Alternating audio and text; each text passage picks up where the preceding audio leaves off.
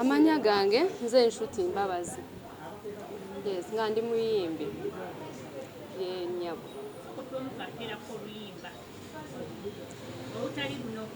Oluliwa. Oh, situka tutambule. Situka tutambule tumulekeko leero. Tugende n'olulala. Bitwale, bitwale, bino bibyo. Byonna bibyo bitwale. Biterekedde akabanga. Naye olwaleero bitwale, bino bibyo. Yeah.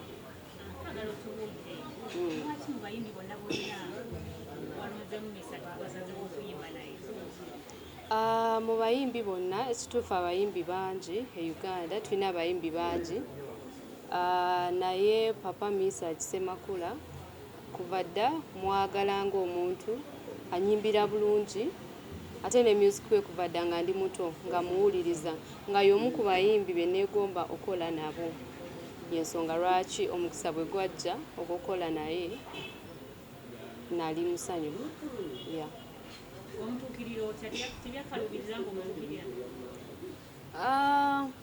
Byankalubira kuba sinze yamutuukirira nina mukwano gwange eyamutuukirira naye ekyansanyusa nti bwe yamutuukirira teyankalubiriza.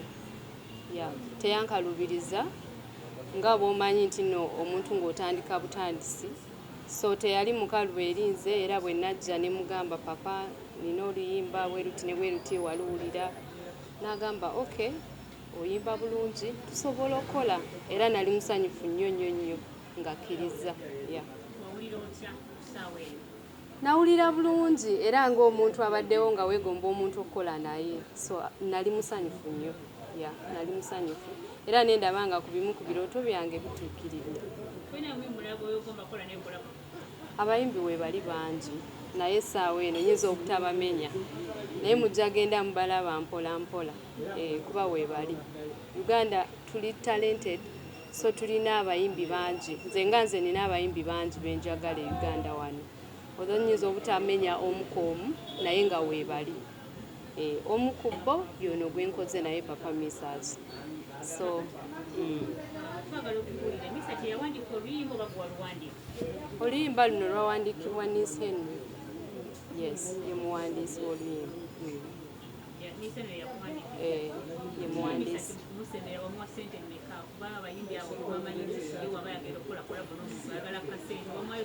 Banaye tewali wadde n'ekikumi bampayidde. Sirina ssente ze namuwa wabula yanzikiririzaamu ng'omuntu n'angamba oli talented tujja kukola nja kuyambako. So sirina tewali n'ekikumi kye namusasula. Producer Brian Beats.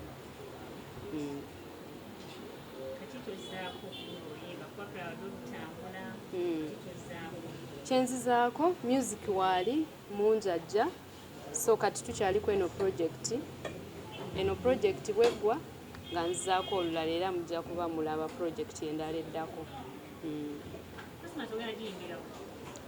Christmas wangi naye njaba mbabuulira ziweddeyo ewamu gye ngenda oyimbira tebaagala mmenyayo so kiyinza obutasoboka kunnyonnyolayo ssaawa eno.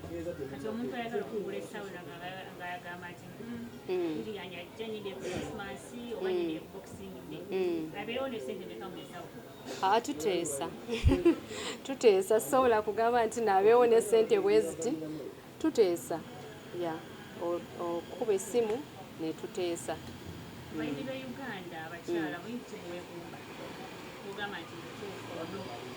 Abayimbi b'e Uganda abakyala ekituufu saagala kumenya muyimbi omu ku omu kubanga weebali bangi abakyala be neegomba benjagala ng'oli annyimbira bulungi kati bwe mbamenyamu mba mpulira nga tekiri ekyo tukireke naye nga weebali bangi kubanga Uganda ejjudde abayimbi bangi abayimba obulungi especially bwe kijja ku bakyala.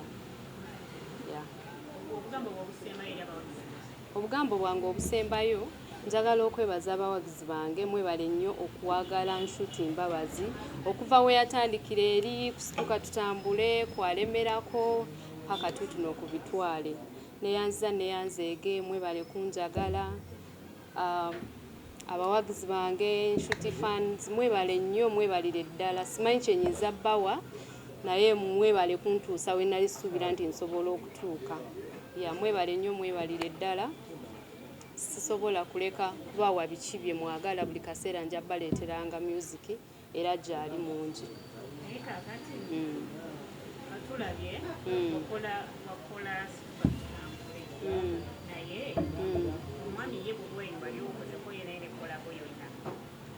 Mwami Bobi Wine nedda sikolangako naye kolabo sikolangako naye oba oli awo oba oli awo sinafuna kakisa oba oli awo kamutuukirira naye oba oli awo kajja kujja nja mutuukirira njimusabe. Nedda siri mufumbo naye sinoonya abantu nga mukulu papa ogamba otya sebo Happy New Year, Merry Christmas, byonna tubigase wano. Nange nembikuddiza. Olabudanga ki? Gamba otya. Papa twalabye nga wakoze olimba n'omukyala Mbabazi. Atwagala otubuulire ekyakozeseza kolabo n'omukyala oyo kuba tubali tukusuubira kukola kolabo naba David Lutalo we bati. Lwaki mulowooza bwe mutyo? Lwaki mulowooza bwe mutyo? Omuntu yenna yenna ali talented nze nsobola okukola naye.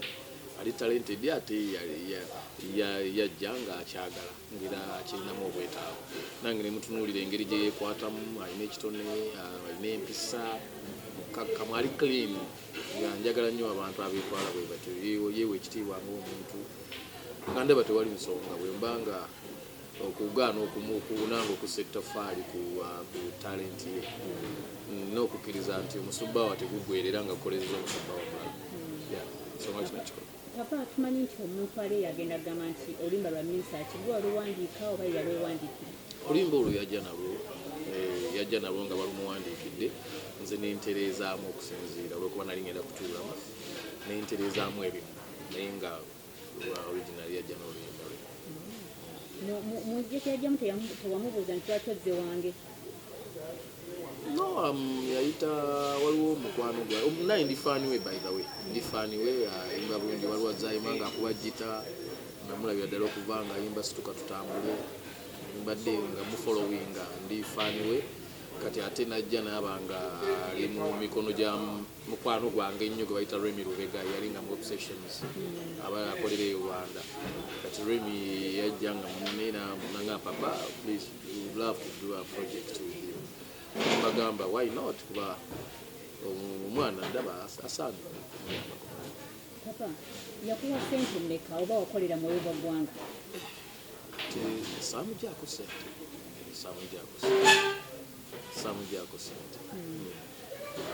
Omuyamba buyambi ng'omuntu. Nange yakulaakulanya ekitone kyange saamusasula. Kati papa gye tugenda mu January omukulembeze w'eggwanga yagamba nti agenda baggulawo mu January. Weteeseteese otya era bw'aba guddewo ogenda ku eddoboozi lyange ndirina n'ennyimba zange nzirina batuggulewo kimala ndowooza kimala batuggulewo ebisigadde tulabire sijja ogana neteeseteese bweti ngenda kuba muntu bikonde ngenda kuyimba kuba ndi muyimbi n'ennyimba nzirina eddoboozi likyali ddamu nkyali mukama akyampadde obulamu ndi mulamu ebyuma weebiri negye tuyimbira weewali tujja kusanyuka nnyo nga naffe batulozezaako. Papa kyetwebuuza kiri nti abamasomero bagambye baddayo ennaku z'omwezi nga 10 naye mwe abayimbi tebanaba deeti nti muddayo deeti ennaku z'omwezi bweziti olowooza temubeeremu okutaakatakanye?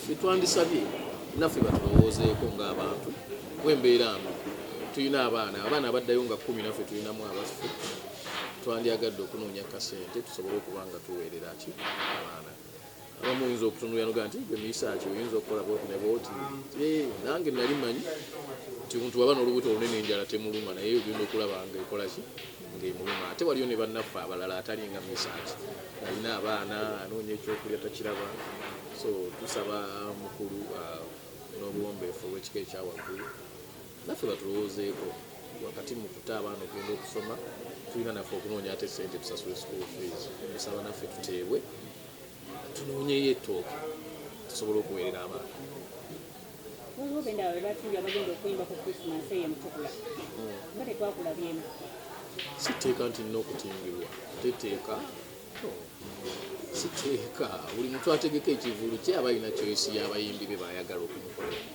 ekitegedde era sikyasuubira nti nkyali muntu okuyimba buli wamu ng'ondaba nti buli kipande kwembi na biki ekiseera kyaliwo twakikola twabikola bye twalina okukola nga tuli bantu bakulu era bw'otajja kusanga nnyo buli wantu wabula nga tukyali bayimbi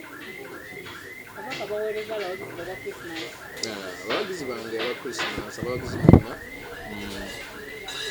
just njala kubagamba nti nno amazaalibwa amalungi n'omwaka omujja gubabeerere gwa mirembe mwekuume tugende mu mwaka omupya mwebale kugumiikiriza embeera yonna yonna gye tubaddemu tubaagala nnyo nze nkyali muyimbi wammwe Mesach Ssemakula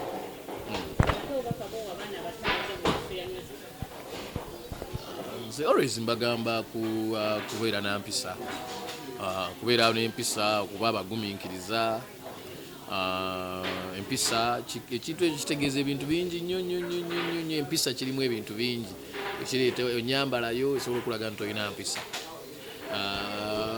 obuyonjo busobola okulaga nti olina mpisa omwagwo gusobola okulaga nti olina empisa kintu kinene nnyo ne mu kuyimba language gy'okozesa ng'oyimba ennyimba zo oli asobola oyo no gayi alabika talina mpisa so tubeere na discipline na bugumiikiriza na kukola research na kuwa bitiibwa abo abatusingako abatusookayo